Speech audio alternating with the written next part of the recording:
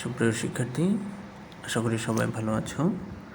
চাকরি পরীক্ষার আরও একটি অত্যন্ত গুরুত্বপূর্ণ গাণিতিক সমস্যা নিয়ে আজকে আমি হাজির হয়েছি। সমস্যাটি হলো, তোমরা দেখতে পাচ্ছ এখানে লেখা আছে, টাকায় 3টি আপেল ক্রয় করে 2টি আপেল বিক্রয় করলে শতকরা কত লাভ বা ক্ষতি হবে। এখানে কয়েকটি অপশন দেওয়া আছে। এই অঙ্কটি সহজভাবে করতে চাইলে আমাদের আগে আপেল সংখ্যা হিসাব করতে হবে।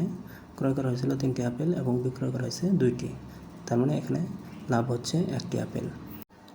এখানে দেখো 2টি আপেল যদি আমরা 100 ধরি, অর্থাৎ শতকরায় পরিণত করি, এখন আমাদের লাভ হয়েছে 1টি, 2টির মধ্যে 1টি, যা 2টি এর অর্ধেক।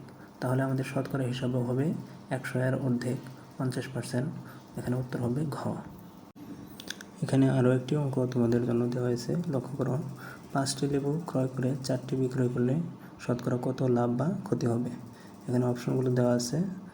একইভাবে এখানে 4টির মধ্যে আমাদের লাভ থেকে যাচ্ছে 1টি, অর্থাৎ 4টিকে যদি আমরা 100 হিসেবে ধরি, তাহলে 1টি হবে 100 এর 4 ভাগের 1 ভাগ, অর্থাৎ 100কে 4 দ্বারা ভাগ করলে হয় 25%। তাহলে উত্তর হবে খ, 25%। তো এখানে দেখতে পাচ্ছ তোমাদের প্র্যাকটিসের জন্য একটি অঙ্ক দেওয়া হলো। তোমরা অবশ্যই হিসাব করে কমেন্ট বক্সে এর উত্তরটি জানাবে। ধন্যবাদ সবাইকে।